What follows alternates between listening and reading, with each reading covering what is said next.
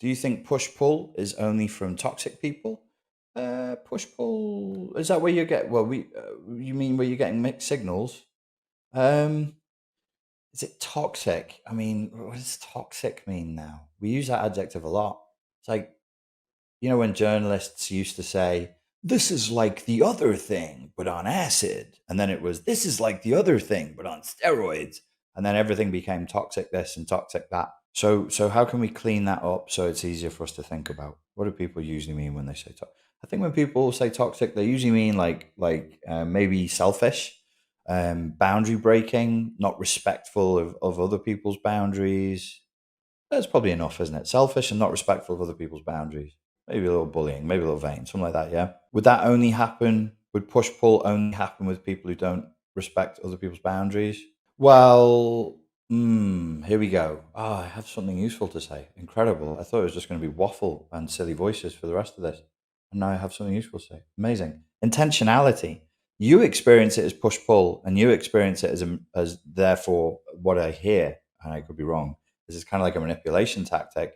But maybe that person is going through something and they are going hot and cold. Like they are genuinely very interested in you, and then genuinely they're just not as interested in you. It would be nice if they cycled through that just 2 times and then sorted themselves out, because you can't keep doing that to somebody. That ain't cool. That really isn't. You would have to say to the person, or you'd have to say to them, oh, this is because something else is going on in my life, or I don't know if this is a relationship, or what the context is, but they should control it. But what if they're really unconscious?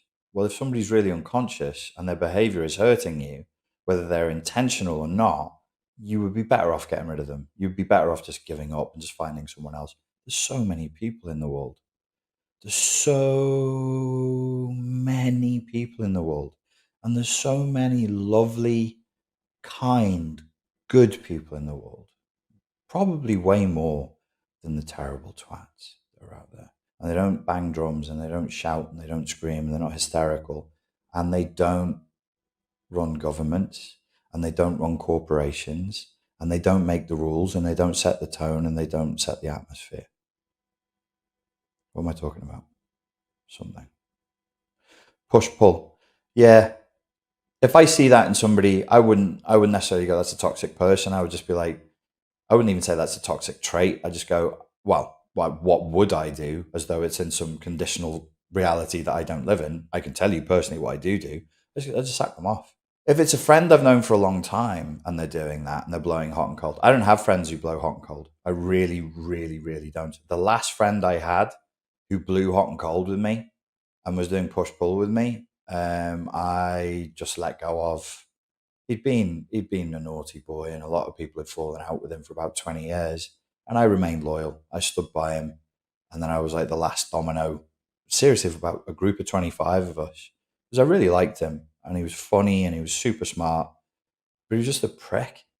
I mean, and in his heart, he just. I don't mind people who are pricks. I don't mind if you've got an attitude on you, or you're a snob, or you're a bit off. I quite like that in people. I find it quite charming. But but there has to be, beneath the facade and the performance, there has to be some human warmth and there has to be a boundary, a moral boundary that you wouldn't go beyond. And I just didn't think he had one. So I just abandoned it.